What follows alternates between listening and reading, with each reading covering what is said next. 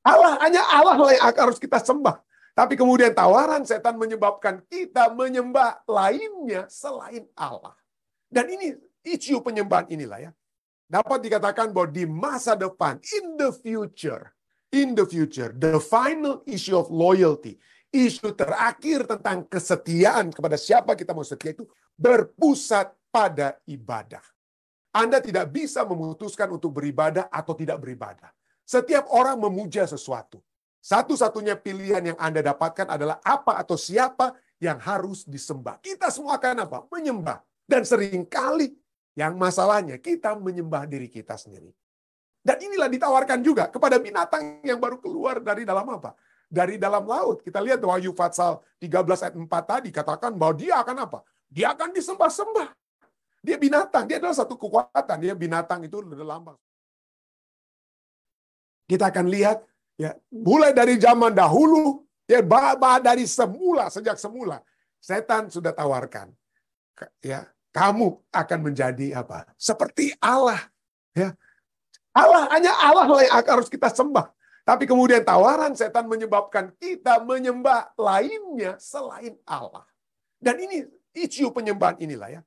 Dapat dikatakan bahwa di masa depan, in the future, the final issue of loyalty, isu terakhir tentang kesetiaan kepada siapa kita mau setia itu berpusat pada ibadah. Berpusat pada ibadah. Apa itu artinya? Worship atau ibadah. Worship atau ibadah. Menurut Kamus Besar Bahasa Indonesia, ibadah adalah perbuatan untuk menyatakan bakti kepada Allah yang didasari ketaatan mengerjakan perintahnya. Ya, dan menjauhi larangannya. Ya. Jadi orang yang beribadah itu apa? Orang yang didasari menurut Kamus Besar, bukan menurut saya ya. Ini Kamus Besar Bahasa Indonesia. Itu berhubungan apa? Ibadah itu berhubungan dengan apa? Apa yang Allah nyatakan, Allah perintahkan.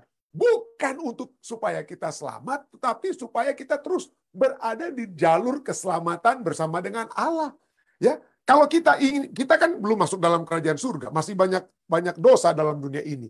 Ya, kalau kita ingin berjalan dengan Tuhan, maka kita harus apa? Kita harus menyatukan diri kita dengan Tuhan. Kita menyatukan diri kita dengan Tuhan supaya kita dapat memiliki kekuatan ya. Dan bagaimana kita satukan pada saat kita mengasihi Dia dan mengasihi sesama. Dan ini berhubungan dengan apa? Hukum ya. Kedua hukum itu kan dapat dibagi dua. Kasih kepada Allah dan kasih kepada apa? Sesama ya. Dan inilah ketaatan mengerjakan perintah-perintahnya dan menjauhi larangannya. Ya.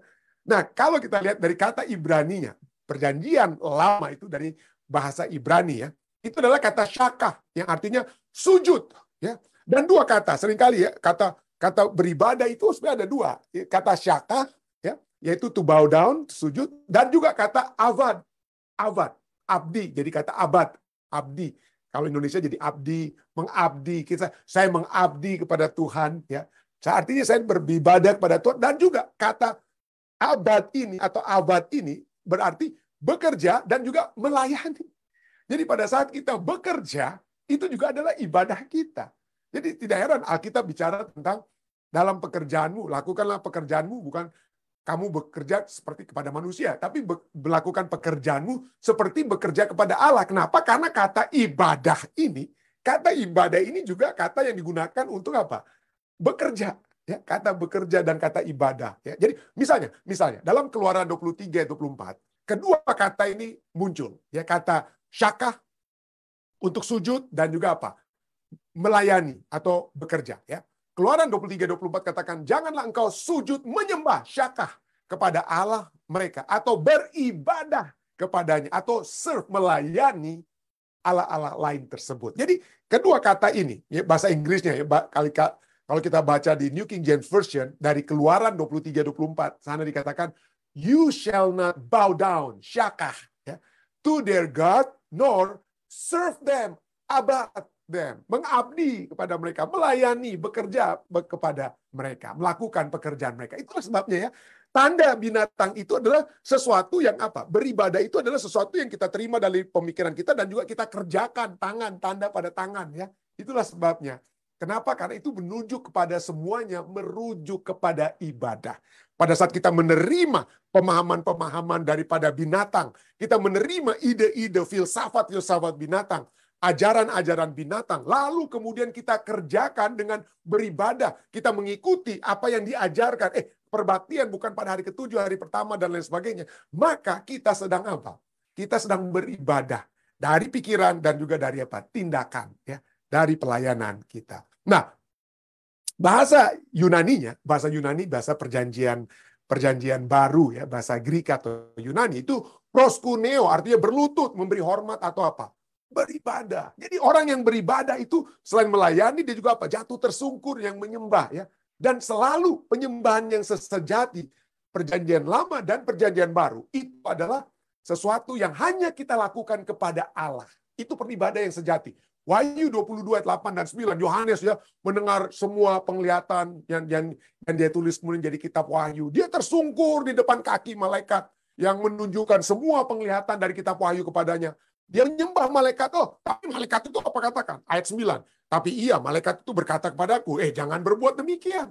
Aku adalah hamba sama seperti engkau dan saudara-saudaramu, para nabi dan semua mereka yang menuruti segala perkataan kitab ini. Sembahlah Allah. Ya, malaikat menyatakan kepada Yohanes kekasih di Pulau Patmos setelah dia menerima semua itu, jangan sembah aku, sembah Allah. Sembah Allah. Tapi inilah kita ya, manusia, kalau kita sudah memiliki satu keahlian, satu kehebatan, kita sudah dihormati oleh orang lain suka sembah-sembah kita, dan kita seringkali, enak juga ya, bangga kita disembah-sembah. Ya. Senang sekali disembah. Kita, prinsip kita bahkan seperti malaikat ini, ini semua pemberian Tuhan. Sembahlah Allah. Sembahlah Allah. Tapi itulah ya, manusia saat apalagi zaman sekarang ini, zaman now dengan segala macam teknologi, kita dapat disembah-sembah. Ya. Orang dapat melihat berapa banyak mobil kita punya, berapa banyak harta kita punya. Orang akan, waduh hebat sekali ini, dan kita sering disembah-sembah. Dan hati-hati, itu adalah tawaran setan kepada Hawa dan diberikan pada kita. Kamu akan menjadi seperti Allah. Kenapa? Karena kita akan minta disembah atau kita akan disembah. Timothy Keller ya katakan bahwa kita umat manusia itu dilahirkan untuk menyembah. Kita bukan untuk disembah, untuk menyembah ya. Anda dikatakan you don't get to decide to worship. Anda tidak bisa memutuskan untuk beribadah atau tidak beribadah. Setiap orang memuja sesuatu. Satu-satunya pilihan yang Anda dapatkan adalah apa atau siapa yang harus disembah. Kita semua akan apa? Menyembah. Dan seringkali yang masalahnya kita menyembah diri kita sendiri. Berapa banyak jempol yang telah dinaikkan untuk status kita, video kita, dan lain sebagainya. Ya. Seringkali itu. Ya. Kita ingin untuk bahkan apa?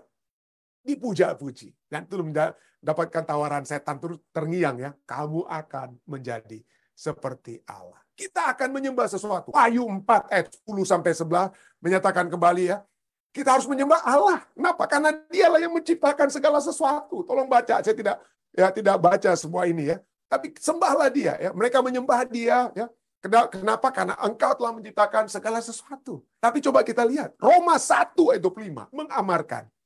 Kita dapat menyembah makhluk. Menyembah bahkan diri kita sendiri. Atau orang lain yang kita puja-puji. Bintang-bintang film yang suka drama Korea mungkin ada yang apa ya. Bintang-bintang film Korea yang ganteng dan cantik itu yang dapat kita apa? Kita sembah-sembah. Di mana mereka pernah ada, kita ingin pergi tempat yang sama dan lain sebagainya. Hati-hati.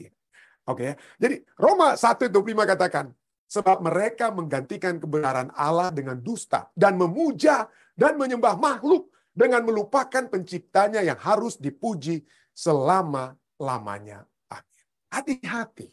Kita semua akan menyembah sesuatu dan harus kita pikirkan baik-baik siapa yang akan kita sembah. Apakah kita menyembah Allah atau menyembah apa? Ciptaan. Pelajaran Wahyu sudah menyatakan ada dua penyembahan. Pada saat kita menyembah diri kita sendiri, atau itulah gambaran daripada apa yang setan tawarkan kepada siapa ya? Kepada Hawa. Kamu akan menjadi seperti Allah ya. Kenapa? Pada saat itu kita sedang menyembah diri kita. Dan inilah ditawarkan juga kepada binatang yang baru keluar dari dalam apa? Dari dalam laut. Kita lihat Wahyu pasal 13 ayat 4 tadi katakan bahwa dia akan apa? Dia akan disembah-sembah. Dia binatang, dia adalah satu kekuatan. Dia binatang itu adalah lambang seperti Indonesia. Kalau ada binatang itu artinya lambang, simbol daripada satu kerajaan, satu bangsa. Indonesia lambangnya Garuda, Amerika lambangnya eagle dan lain sebagainya. Inggris, kalau Inggris apa itu? Singa dan lain sebagainya. Jadi, dan kita lihat di sini bagaimana penyembahan itulah muncul kembali ya. Dan inilah kita lihat bagaimana pekabaran 3 malaikat itu dimulaikan. Ingat, Wahyu 14 bicara tentang pekabaran 3 malaikat. Yang ujung-ujungnya semua itu sembahlah Allah. Kenapa? Karena Wahyu pasal 13, satu pasal sebelumnya, bicara tentang kuasa binatang-binatang ini. Keluar dari dalam laut, keluar dari dalam darat untuk menyembah patung dari binatang yang keluar dari dalam apa? Dari dalam laut tersebut. Ya. Kita sudah pelajari itu. Dan itu dihubungkan dengan berapa tahun dia akan memiliki kekuatan mutlak dan lain sebagainya. Ya. Sejarah gereja juga sudah membuktikan hal tersebut. Dan Wahyu pasal 14 kemudian berbicara, hey, ada usaha-usaha untuk supaya kalian menyembah binatang. Tapi sekarang Wahyu 14 bicara tentang malaikat pertama, katakan apa? Sembahlah Allah. Sembahlah dia. Ya, kita sudah sering baca ini. Wahyu 14 ayat 6 dan 7 itu malaikat yang pertama. Ya. Malaikat yang terbang di tengah-tengah langit. Ada Injil kekal diberitakan pada diam di atas bumi semua bangsa, suku, bahasa, dan kaum. Dan ia berseru dengan suara nyaring, takutlah akan Allah. Dan muliakanlah dia karena telah tiba saat penghakimannya. Dan sembahlah dia. Sembahlah Allah yang telah menjadikan langit, bumi, laut, dan semua mata air. Semua ini merujuk pada apa? Pada saat Keluaran 20 ayat 11 berbicara tentang hukum hari Sabat. Kenapa Tuhan adalah pencipta apa? Langit, bumi, laut, dan semua apa? Segala isinya. Ya, segala isinya. Keluaran 20 ayat 11. Jadi sembahlah Allah. Penyembahan kepada apa? Allah. Demikian juga malaikat kedua muncul. Kabaran malaikat kedua. Kemudian Wahyu 14 ayat 8 katakan. Dan seorang malaikat lain, yang kedua ya. Malaikat kedua, dikatakan di sini. Seorang malaikat lain, malaikat kedua, menyusul malaikat yang pertama. Dan berkata, sudah rubuh Babel. Ya, sudah rubuh Babel. Kota besar itu yang telah memabukkan segala bangsa dengan anggur, hawa nafsu cabulnya. Itu bicara tentang apa? Binatang yang di dalam pasal 13 disebut dengan binatang, tapi sekarang itu memiliki, binatang tersebut memiliki unsur-unsur Babel. Unsur-unsur Babel yang bagaimana? Karena ingin dipuja-puji, itulah sebabnya saya katakan tadi, pelajari Wahyu 13, hubungkan dengan Daniel pasal 3. Gampang diingat ya, Daniel 3, Wahyu pasal 13. Kenapa? Karena itu berhubungan tentang apa? Kuasa daripada binatang itu yang mau disembah. Kalau tidak ada yang mau nyembah, ada hukuman mati. Ya, ada hukuman mati bagaimana? Ada angka 666 dan juga 6 kali 60 tinggi daripada patung Nebukadnezar dari Daniel pasalnya yang ketiga. Jadi kemudian apa? Disinilah ya. Sembah Allah. Jangan di kabar malaikat pertama, sembah Allah. Jangan sembah ciptaan Allah. Jangan sembah patung yang dibuat oleh binatang yang keluar dari dalam laut. Dia itu sudah rubuh. Allah katakan sudah rubuh Babel, kota besar itu. Yang telah memabukkan segala bangsa dengan anggur, hawa nafsu cabulnya. Ya. Hawa nafsu. Jadi sudah rubuh. Ya. Sudah rubuh. Dan sini kita lihat ini, bagaimana itu sudah apa? Dinyatakan. Ya. Kejatuhan Babel ini sudah apa? Dinyatakan. Bahkan dengan cara penggunaan yang sangat-sangat hebat. Kenapa? Kenapa saya katakan sangat-sangat menakjubkan digunakan? Karena kata sudah rubuh, itu sesungguhnya kalau kita mau baca, artinya apa? Sudah, artinya sudah selesai. Padahal ini suatu hal yang akan terjadi masih di depan. Itu masih suatu nubuatan. Ya. Kenapa? Karena ingat, pekabaran 3 malaikat ini yang itu adalah dimulaikan di akhir daripada nubuatan 2300 petang dan pagi, yaitu dimulaikan tahun 1844, ya, 1844. Dan kita lihat ini saat ini yang kekuatan tersebut itu belum sepenuhnya menguasai kembali apa? Menguasai dunia seperti di masa kegelapan, seperti di masa 1260 tahun ya. Pada sampai pada saat Jenderal Berthier menawan kepausan pada saat itu. Nah, itu saat ini belum terlalu apa? Dia belum kembali menunjukkan jati dirinya. Walaupun kita sudah tahu setiap pemimpin Presiden Amerika Serikat sendiri, kalau saat dia dipilih, siapa saja Presiden Amerika Serikat kalau dipilih, kemana dia perginya terlebih dahulu? Ya, untuk sungkem, orang Jawa bilang ya, untuk sungkem. Dia tidak pergi ke negara-negara lain, dia pergi ke satu tempat. Kemana itu? Tolong Anda Google, tolong Anda cari tahu sendiri. Biasanya Presiden Amerika itu mau sungkemnya itu kemana itu? Bayangkan, ya, negara yang paling kecil, ya, negara yang paling kecil, tapi paling dihormati bahkan oleh Presiden Amerika Serikat. Nah, itu nanti dia akan lebih hebat. Tapi dikatakan dalam Wahyu 14 ayat 8, dia sudah rubuh. Dia sudah rubuh. Nah, itu disebut dengan istilah prophetic perfect. Ya. Sudah rubuh. Apa itu artinya prophetic perfect? Nubuatan yang sempurna. Artinya yang sudah terjadi. Nubuatan yang perfect yang sudah terjadi artinya peristiwa masa depan yang dijelaskan dengan menggunakan waktu lampau atau past tense, atau bahasa Grekanya menggunakan satu susunan yang disebut dengan istilah aorist, ya, past tense, yaitu artinya apa? Seakan-akan peristiwanya sudah terjadi, ya. Jadi rubuh ini Babel bukan dikatakan akan rubuh Babel, bukan. Dikatakan apa ayat ini, Wahyu 14 ayat 8. Sudah rubuh artinya dia pasti rubuh. Tuhan sudah berfirman, dia pasti akan apa? Rubuh. Saat ini dia bahkan belum naik betul-betul seperti semula. Tapi kekuasaan ini akan begitu hebat nantinya, ya, di akhir zaman, ya, yang menyamai yang maha tinggi, ya, yang telah merubah waktu dan hukum, ya, berubah semuanya dan berpikir, kalau mau datang untuk keselamatan, melalui gereja, melalui kami, melalui para pastor dan lain sebagainya, untuk pengampunan dosa, gantinya langsung pada Tuhan. Suatu saat itu akan semakin lebih hebat. Tapi pada saat ini kita sudah tahu, Wahyu 14 ayat 8 katakan sudah rubuh Babel. Itulah sebabnya kalau kita lihat, ini adalah satu gambaran yang mana Babel yang mulai dari Kejadian 10 dan 11, bagaimana Nimrod yang mengagungkan dirinya, mendirikan kemudian dengan keturunannya mendirikan menara Babel. Tapi selalu firman Tuhan katakan apa? Seperti Babel di Kejadian pasal 10 dan 11, seperti Babel di kitab Daniel, itu semua akan rubuh. Usaha-usaha untuk menentang yang maha tinggi, ya, membuat nama bagi diri mereka sendiri, ya, itu akan rubuh. Dan Yesaya 21 ayat 9 sudah katakan, lalu berserulah ia, katanya apa? Sudah jatuh Babel, dan segala patung berhalanya telah diremukkan dan bertaburan di tanah. Yeremia 51 ayat 8, tiba-tiba Babel jatuh dan apa? Pecah. Kejatuhan Babel itu sudah apa? Kalau ada kuasa untuk melawan Allah dari lembah Sinar, ya, lembah Sinar, lalu kekuatan melawan Allah di zaman Daniel, jatuh semua. Hal yang sama akan terjadi pada saat kekuatan Babel itu di akhir zaman akan jatuh. Perkabaran malaikat yang ketiga katakan apa? Tadi kita lihat perkabaran malaikat pertama, kedua, dan sekarang ketiga.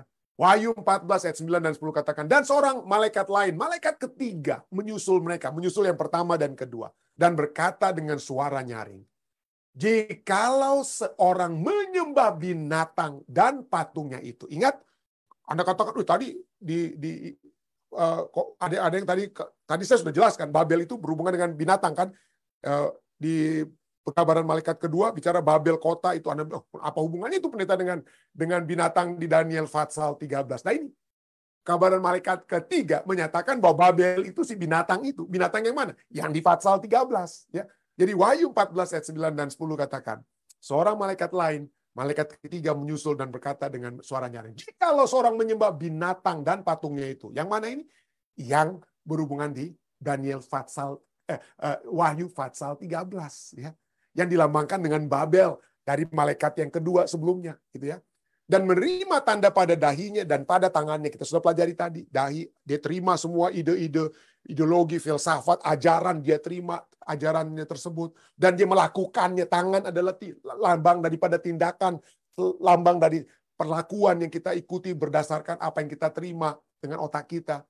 Maka ia akan minum dari anggur murka Allah yang disediakan tanpa campuran dan cawa dalam cawan murkanya. Cawan murka Allah. Minum dari anggur murka Allah, minum dari cawan. Biasanya cawan itu adalah lambang darah Kristus, ya, lambang kasih Kristus untuk menyelamatkan. Tapi cawan itu kita akan lihat nanti, cawan yang murni yang Allah miliki itu dicampur adukan, dinajiskan oleh binatang tersebut. Ya, yang ada kemudian lambangnya itu bukan lagi binatang, tapi seorang wanita. Kita akan lihat sesudah ini. Ya, cawan, ya, cawan Allah yang adalah melambangkan apa ya? Melambangkan darah Kristus yang menyucikan kita. Kita minum, ya, anggur yang memurnikan kita. Tetapi kemudian apa yang terjadi? Itu cawan dan anggur itu telah dinajiskan. Dan kita lihat ini, ya, kita hubungkan, ya. Tadi kita sudah selesai dengan perkabaran 3 malaikat, ya, Wahyu 14. Kita lompat lagi nih, ya. Melihat lagi bagaimana itu gambaran terhadap satu kuasa yang menentang Allah ini muncul lagi dalam Wahyu 17 ayat 30 ayat 3 dan 6, ya. Bagaimana sekarang simbolnya bukan lagi Babylon, bukan lagi binatang, tapi seorang wanita dengan ada binatangnya. Dalam roh, aku dibawanya ke padang gurun, dan aku melihat seorang perempuan duduk di atas seekor binatang yang merah ungu, yang penuh tertulis dengan nama-nama hujat. Binatang itu mempunyai 7 kepala dan 10 tanduk. Dan perempuan itu memakai kain ungu dan kain permisi yang dihiasi dengan emas, permata, dan mutiara. Dan di tangannya ada suatu cawan. Cawan. Dia memiliki simbol-simbol Kristus. Ya. Simbol cawan. Ya. Cawan itu adalah simbol di mana kita menerima kasih anugerah Kristus dengan darahnya. Ya. Seharusnya begitu ya. Seperti kita pada saat kita perjamuan, kita ada cawan, kita minum apa? Anggur. Itu apa? Melambangkan darah Kristus. Tapi sekarang apa yang terjadi dengan cawan tersebut? Penuh dengan apa? Bukan dengan darah Kristus, tapi dengan apa?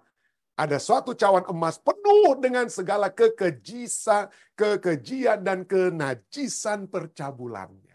Apa artinya percabulan?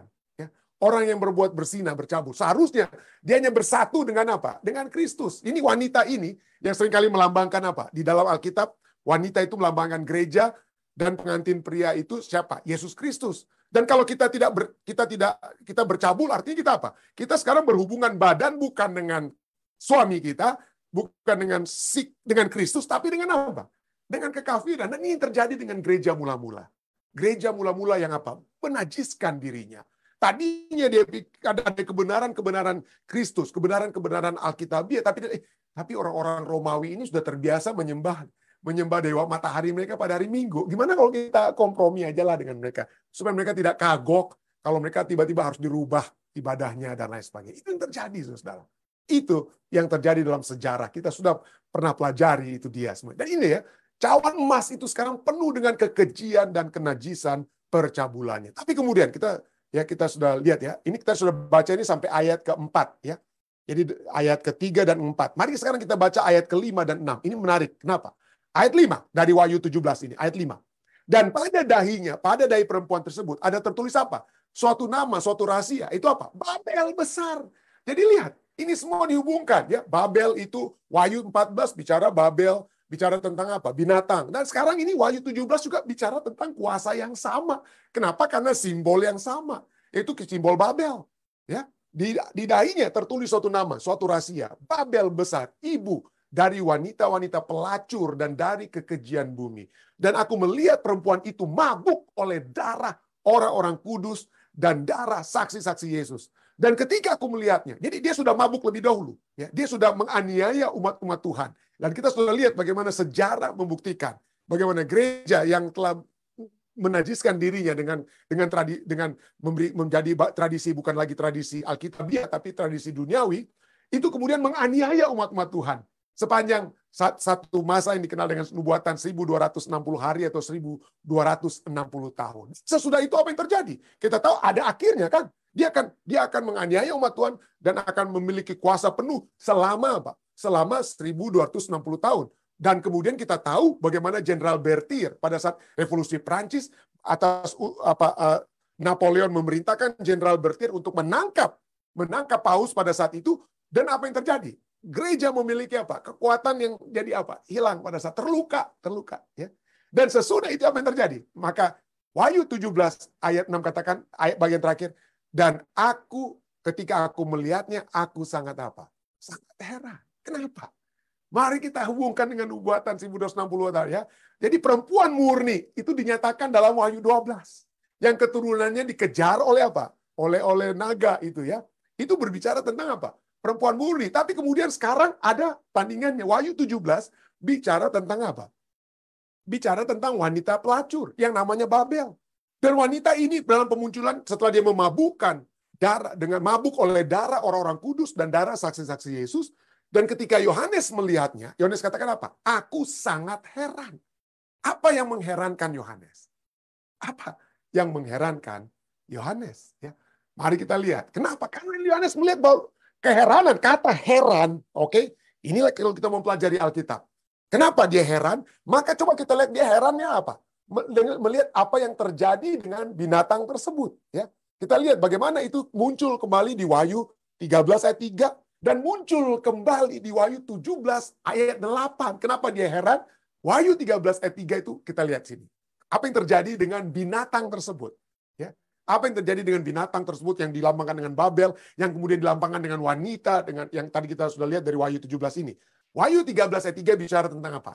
Maka tampaklah kepadaku satu dari kepala-kepalanya seperti kena luka yang membahayakan hidupnya, tetapi luka yang membahayakan hidupnya itu sembuh. Seluruh dunia heran. Oke, seluruh dunia heran, lalu mengikuti binatang itu yang sembuh, terluka tapi tidak mati, tapi dia sembuh. Dan itu membuat orang apa? Orang heran. Mari kita baca juga Wahyu 17 ayat 8. Yang kita sudah baca tadi, dia heran ya. Adapun binatang yang telah itu telah ada, namun tidak ada, tapi ia akan muncul. Ya, jadi ada saatnya dia itu ada, lalu kemudian dia menghilang, tapi kemudian dia akan apa? Dikatakan dalam Wahyu 17 ini. Dia akan muncul. Ya. Dia akan muncul dari jurang maut dan akan menuju pada kebinasan ujungnya. Dan mereka yang diam di bumi, yaitu mereka yang tidak tertulis di dalam kitab kehidupan sejak dunia didirikan, akan heran. Kata heran ini muncul lagi ya. Apabila mereka melihat bahwa binatang itu telah ada namun tidak ada dan akan muncul lagi. Jadi binatang dalam Wahyu 13, binatang dalam Wahyu 17 mengalami hal yang sama. Yaitu apa? Dia pernah ada, tapi tidak ada, tapi kemudian ada lagi. Dia ada hidup, dia ada sempat terluka, tapi sembuh lukanya. Sembuhlah lukanya. Dia akan muncul lagi. Jadi Wahyu 13, Wahyu 17 ini bicara tentang apa? Satu kekuatan, satu kuasa yang sama. Satu kuasa yang menyatakan kami adalah menggantikan Allah. Kita sudah pernah mempelajari dari saya sudah nggak punya waktu lagi nih untuk tunjukkan apa yang dikatakan oleh kuasa tersebut ya, yang menyatakan bahwa kekuasaan dunia itu ada di mana? Ada pada kami. Ya, kekuasaan dunia ada pada kami. Mungkin saya tidak tampilkan, tapi kalau Anda ada waktu sedikit, ya mungkin kita bisa lihat ya. Saya bisa tampilkan. Kita pernah pelajari suatu waktu, kita pernah pelajari tentang kuasa tersebut yang menyatakan dirinya sudah apa ya, sudah sembuh ya, dan menyatakan kekuatannya sebagai kuasa yang besar ya. Oke, kita pernah lihat. Oke, ini dia. Tolong Anda tolong Anda lihat. Anda bisa Google juga ya. Ini adalah satu yang dituliskan. Kalau Anda baca ini papal encyclical. Jadi encyclical ini adalah satu apa yang dinyatakan oleh pausan ya. Encyclical letter of Pope Leo ke berapa ini? Ke-13 tentang kesatuan daripada gereja Kristen. Lalu ada yang di sini di teksnya di sini disebutkan apa? Ini dinyatakan. Tolong Google, Anda akan lihat ini adalah website resmi, ini bukan dari website-website yang nggak betul-betul. Tolong catat baik-baik ya. Dan ini dikatakan, apa dituliskan di sini? We hold upon this earth the place of God Almighty. Di atas bumi ini, kami, dikatakan, Paus katakan, kami memegang tempat Tuhan yang maha kuasa. Ya. Jadi, sama dengan Allah, dikatakan dia, telah menjadi sama dengan Allah. Tapi kita tahu bagaimana kuasa tersebut pernah terluka, ya, kuasa tersebut pernah memiliki kekuatan yang hebat, tetapi kemudian oleh sebab revolusi Prancis yang kita sudah pelajari, dia terluka, ya, tetapi dia akan apa? Seperti kita lihat pelajaran kita saat ini, dia akan muncul kembali. Ya. Dia akan muncul kembali, dan itu menyebabkan bukan hanya Yohanes heran, tapi Wahyu 13 katakan dunia juga akan apa? Dunia juga akan terheran-heran. Dan sekarang kita akan kembali kepada pelajaran kita ya. Jadi dia akan muncul lagi. Nah, apa mungkin orang katakan? Apa mungkin pendeta? Apa mungkin orang-orang Protestan kan kita kan ada Martin Luther itu buat reformasi karena melihat kebejatan dari gereja pada saat itu. Makanya ada reformasi. Makanya kita ada gereja-gereja Protestan, ada reformasi. Apa mungkin kita mau disatukan kembali? Ya. Tapi ingat, dunia akan heran. Yohanes saja akan heran karena biasanya itu kayak kalau Anda pergi dulu ke Irlandia ya, ada di Irlandia Utara. Waduh, itu bertengkar sekali tuh antara Katolik dan Protestan. Wow, bom-boman mereka itu, saudara. Tapi kok bisa sekarang, kok bisa apa? Kemudian berdamai kembali. Nah, ada satu buku yang ditulis oleh Mark Knoll dan Caroline Nystrom. Ini adalah pendiri daripada atau para cendekiawan yang disebut dengan evangelical, orang-orang Protestan, yang paling Protestan yang kata lain ya. Dan ini dikatakan dalam bukunya halaman 114. Ya, tolong kalau Anda tidak percaya, tolong beli buku ini. Anda baca di halaman 114. Dia katakan sejumlah dialog antara Katolik Roma dan cendekiawan Injili atau evangelical scholars, ya, evangelical scholars, mengarah pada pembatalan kutukan yang telah dikeluarkan selama reformasi. Apa itu kutukan yang selama reformasi? Yaitu, wah, gereja Martin Luther bilang, waduh, kami tidak akan ikut lagi nih gereja yang berkuasa pada saat itu. Dan Martin Luther sendiri katakan bahwa tanduk kecil itu siapa? Martin Luther katakan tanduk kecil itu adalah kepausan pada saat itu. Jadi itulah kutukan ya. Apakah saat ini dialog antara cendekiawan Roma dan cendekiawan Injil itu akan mengarah pada pembatalan kutukan yang telah dikeluarkan selama reformasi? Pemisahan-pemisahan yang terjadi antara Katolik dan Protestan? Lalu dia kemudian katakan, the cumulative result of this dialogue. Hasil kumulatif dari dialog-dialog yang sedang berlangsung antara Protestan dan Katolik dengan kata lain ya, merekam guncangan penting yang telah terjadi dari dasar yang kokoh. Record a momentous shaking of one settled ground. Tadinya sudah dikatakan, wah tidak. Protestan ini Protestan, Katolik ini Katolik. Jadi itu tidak bisa disatukan dengan kata lain, teologi-teologinya dan lain sebagainya. Tapi kapan katakan? Sekarang ini, karena adanya dialog, ada atas dasar dialog ekumenis, dikatakan. On the basis of ecumenical dialogues, can it be said that reformation is over? Atas dasar ekumenis, apakah bisa dikatakan reformasi sudah berakhir? Dia jawab sendiri di halaman 114. Probably not. Reformasi mungkin tidak akan berakhir. Ya. Mungkin tidak. Artinya apakah tidak ada lagi reformasi? Oh mungkin tidak. Ada dikata lain. Tetapi jurang yang dulu menganga, jurang yang memisahkan dulu, yang terjadi oleh sebab adanya reformasi. Dikatakan apa? Sekarang pasti telah menyempit. Sekarang pasti telah menyempit. Saudara-saudara yang saya kasih, firman Tuhan, nubuatan sudah menyatakan ya, bahwa luka yang tadinya menjadi bagian, itu akan apa? Akan sembuh. Dan firman Tuhan ini sudah begitu jelas menyatakan. Nah, pelajarannya tentu bagi kita secara pribadi. Saya tidak sedang menghantam satu sistem, satu gereja atau apa, tapi saya menghantam sistem. Ya, kenapa? Karena semua sistem yang menyebabkan reformasi. Kenapa sampai Martin Luther membuat reformasi? Karena adanya usaha-usaha seperti Babel. Usaha apa itu yang seperti Babel ya? Yaitu melihat bagaimana? Melihat diri sebagai lebih berkuasa daripada Tuhan. Ya, yang melawan Allah dan menganiaya umat Allah secara horizontal. Ya. Wahyu 17:6 bicara tentang Babel, binatang, dan lain sebagainya. Yang menganiaya umat-umat Allah. Dan ini adalah bagian dari seperti apa?